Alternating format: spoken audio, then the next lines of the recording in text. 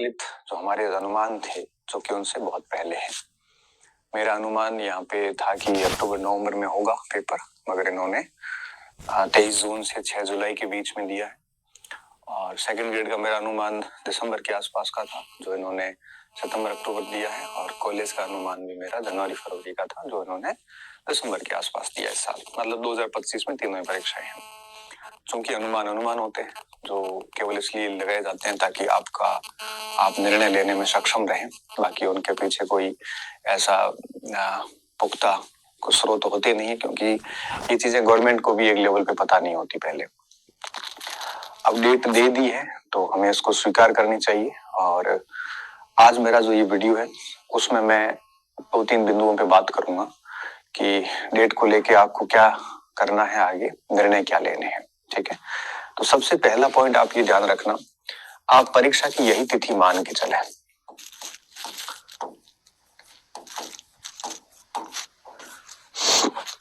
यही तिथि मान के चले, क्योंकि अगर आप मान लो कि पात्र नहीं हो रहे इस समय तक, क्योंकि जून जुलाई में बीएड के एग्जाम होते हैं, एमए के एग्जाम होते हैं, तो डेफिनेटली रिजल्ट भी 2-3 महीने लेट आते हैं। और मैं अगर आपको ये कहूं कि नहीं एग्जाम आगे बढ़ जाएंगे ये वो, तब भी स्थितियां ये होगी कि आप हर दिन उस डाउट में रहेंगे कि परीक्षा टाइम पे हो गई तो मैं पात्र नहीं होऊंगा, तो मैं पात्र नहीं होऊंगा। हर समय डर तो रहेगा और उस डर में आप पढ़ नहीं पाओगे। तो मेरी सबसे पहली सलाह आपको ये है कि आप सभी ये मान के चले कि परीक्षा यही जो तिथि है इसी तिथि पे रहेगी, मान के चले आप। अब इस स्थिति में जो बच्चे पात्र नहीं है, पात्र का मतलब क्या है, जैसे जिनका बीएड और एमए, जैसे फर्स्ट ग्रेड की मैं बात करूं तो परीक्षा के पहले दिन तक आपका बीएड और आपका मास्टर दोनों कंप्लीट होना चाहिए, रिजल्ट आ जाना चाहिए उस दिन तक। तो जिनको भी लगता है कि उनकी फाइनल ईयर के एग्जाम जून जुलाई में है, वो डेफिनेटली पात्र नहीं होंगे, तो उनको अभी फर्स्ट ग्रेड से दूरी बना लेनी चाहिए। उनके पास में कोई दूसरा विकल्प है, जैसे देखो सेकंड ग्रेड तो 8-9 महीने में इतना हो नहीं पाता, हालांकि भाषा के बच्चे तो कर लेते हैं और सामाजिक में दिक्कत आती है, तो उनके पास अगर दूसरा कोई ऑप्शन है तो उसे आजमाना चाहिए। दूसरा, जो बच्चे पात्र हैं, जो पात्र नहीं है वह अन्य विकल्प आजमाए। अन्य विकल्प क्या हो सकते हैं? अन्य विकल्प आपके L1, L2 जो भी आप हो वहां पे हो सकते हैं। वरिष्ठ अध्यापक भी आपके पास में विकल्प है। अगर आपका बीएड वरिष्ठ अध्यापक तक भी आपको लगता है नहीं हो पाएगा, तो आप वरिष्ठ अध्यापक से भी आप दूर हो सकते हैं, क्योंकि आगामी जो वैकेंसीज है, चूंकि ये भर्तियां काफी छोटी आई हुई और ऐसी स्थिति में वापस उनको एक ढंग की वैकेंसीज 2026 के लास्ट में करनी पड़ेगी। 26 या 27 में ये तय बात है। तो आप है वो अगले में अच्छे चांस ले सकते हैं। इस बार आपको कोई दूसरा विकल्प आप अपना के अपनी सर्विस को सुनिश्चित करना चाहिए। अगर आप कहोगे कि सर मैं 1 साल से फर्स्ट ग्रेड की तैयारी कर रहा हूँ और अब मैं पात्र नहीं हो रहा हूँ, तो समझदारी ये है कि अगर आप तैयारी कर रहे हैं और अगर आपको लगता है कि 2 साल में और भी कर सकता हूँ, मुझे फर्क नहीं पड़ता और मैं करूंगा तो फर्स्ट ग्रेड की, तब ऐसी स्थिति में तो आप फर्स्ट ग्रेड की करते रहिए। लेकिन अगर आपको लगता है कि सर मेरे लिए जॉब बहुत जरूरी है, आगे पहले से मेरे कई साल बिगड़ चुके हैं, तो अब ऐसी स्थिति में आपको कोई और विकल्प देखना चाहिए, क्योंकि एक हार्श रियलिटी ये है कि आप पात्र नहीं है। अब एक बच्चे का वार्निंग मैसेज आया, सर मेरे तो जून जुलाई में बीएड के पेपर होंगे। एक का मैसेज था, सर मेरे तो एमए के पेपर होंगे, तो रिजल्ट आ ही नहीं सकते। तो मैंने उनको सिर्फ एक ही बात कही, मैंने कहा आप फर्स्ट ग्रेड को थोड़े समय होल्ड करिए। 2-3 बच्चों का मैसेज था, तो उसमें से होल्ड करिए और आप अध्यापक की तैयारी कर लीजिए, क्योंकि वरिष्ठ अध्यापक में इतनी अधिक पोस्ट भी नहीं है और 8-9 महीने में बहुत अच्छी तैयारी भी नहीं हो पाती। इससे अच्छा अध्यापक की कर लीजिए।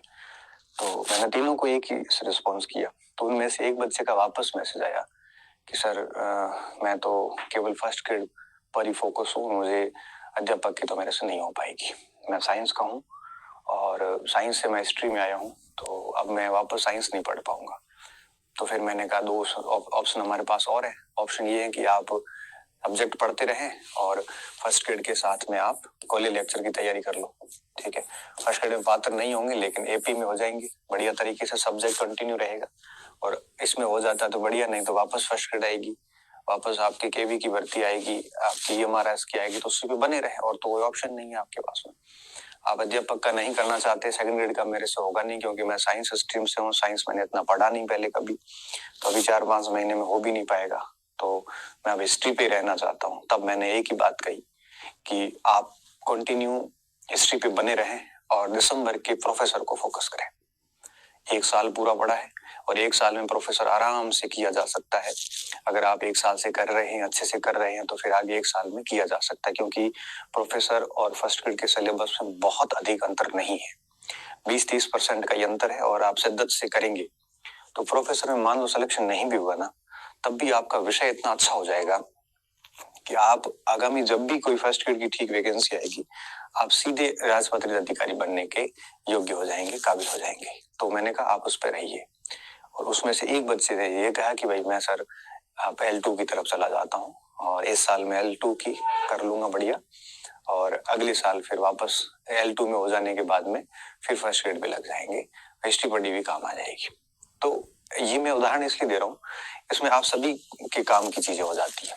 तो जिसमें जो बच्चे अभी निर्णय लेने की स्थिति में नहीं है, तो ये वीडियो उनके काम का है कि परीक्षा तिथियां घोषित होने के बाद अब क्या करें। तो मैं सिर्फ 2-3 बातें कहूंगा कि जो बच्चे पात्र है वो दोनों पेपर साथ में लेके, फर्स्ट ग्रेड है तो फर्स्ट ग्रेड, सेकंड ग्रेड है तो सेकंड ग्रेड, अध्यापक है तो अध्यापक, प्रोफेसर है तो प्रोफेसर, साथ में लेते हुए जबरदस्त तरीके से तैयारी शुरू करें। अब पोस्ट मत देखिए आप, क्यों? क्योंकि प्रोफेसर में भी पोस्ट कम ही है, सेकंड ग्रेड में भी कम ही है, फर्स्ट ग्रेड में भी कम है और अध्यापक में भी 7,000 पोस्ट ही बता रहे हैं। तो ऐसी स्थिति में तो तीनों में पद तो कम ही है। अब इन पदों पे आपको फाइट करना है, ये कड़वा सच है। तो जिसकी आप तैयारी कर रहे हैं, पात्र है, तो आप उसके लिए जबरदस्त तरीके से काम करिए। अगर आप पात्र नहीं है तो आप क्या करें? तो आप है वो पात्र नहीं है तो कोई अन्य विकल्प आजमाएं। और आपको अन्य विकल्प नहीं आजमाना है कि भाई अब मैं साइंस की तरफ वापस नहीं जा सकता, तो आप पात्र नहीं भी है तब भी आप जब सब्जेक्ट को पढ़ते रहें, क्योंकि वो आपको सब्जेक्ट 1 या 2 साल में डेफिनेटली फायदा देगा। ठीक है। दूसरा, पात्र नहीं है तो उनका भी मैंने बता दिया कि अन्य विकल्प देखें, और अगर अन्य विकल्प नहीं देख पा रहा है वो, उनको लग रहा है कि नहीं मैं इसी विकल्प पे रहूंगा, तो बने रहें। आप यकीन मानिए आपको बिल्कुल लॉस नहीं होगा, आपको थोड़ा देर से मिलेगा मगर शानदार मिलेगा। तीसरा ऑप्शन क्या हो सकता है? जो बच्चे एक साथ 2 परीक्षाओं की तैयारी करना चाहे, तो अब क्या है कि अब सारी चीजें क्लियर हो चुकी है। जो कोई सेकंड ग्रेड की कर रहा था तो ग्रेड 2 और ग्रेड 3 की तो आराम से साथ में मैनेज की जा सकती है, लेकिन फर्स्ट ग्रेड और थर्ड ग्रेड को साथ में मैनेज करना अब मुश्किल हो गया। क्यों?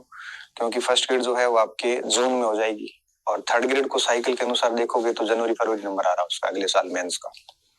तो आप पहले फर्स्ट ग्रेड करके फिर थर्ड ग्रेड में लग सकते हैं। तो जो पात्र हैं उनके लिए ये एक अच्छा विकल्प है कि पहले फर्स्ट ग्रेड बढ़िया दे दीजिए, फिर आप L2 को देख सकते हैं। आप यहाँ पे बहुत ही सटीक निर्णय 1 या 2 दिन में ले लीजिए आप, और ऐसा प्रयास कीजिए कि अच्छा इसमें क्या RS का भी मेंस प्री साथ में आ रहा है, आगे URO का भी साथ में है, तो बहुत सारी चीजें साथ में है। अब आपको बहुत ही समझदारी से निर्णय लेना है और कोशिश ये करनी कि जिसमें भी पात्र नहीं हो रहे उसको तो आप लिस्ट से बाहर निकाल दो अब, और बेहतर होगा कि दूसरे ऑप्शन पर चले जाओ। और आप सोच रहे हो कि दूसरा ऑप्शन मेरे लिए और भी मुश्किल है, तब तो आप हिस्ट्री पे बने रहिए। ठीक है। तो एग्जाम डेट आने के बाद में पहले माइंड सेट ये रखें कि परीक्षा की तिथि अब यही रहेगी, आगे नहीं बढ़ेगी। ठीक है। अब मान लो बढ़ भी जाती है ना, तब भी आप तो विश्वास नहीं करोगे, क्योंकि आपके मस्तिष्क में ऑल टाइम वही घूमता रहेगा कि पात्र होगा कि नहीं होगा, होगा कि नहीं होगा। तो बेहतर ये होगा कि आप उस पर मस्तिष्क दिमाग ना लगाएं, और कोई आपके पास दूसरा विकल्प है तो आजमाइए। अगर दूसरा विकल्प नहीं है आपके पास या दूसरे विकल्प पे आप नहीं जाना चाहते, तो आप अपने विषय पे बने रहिए, भले पात्र ना हो।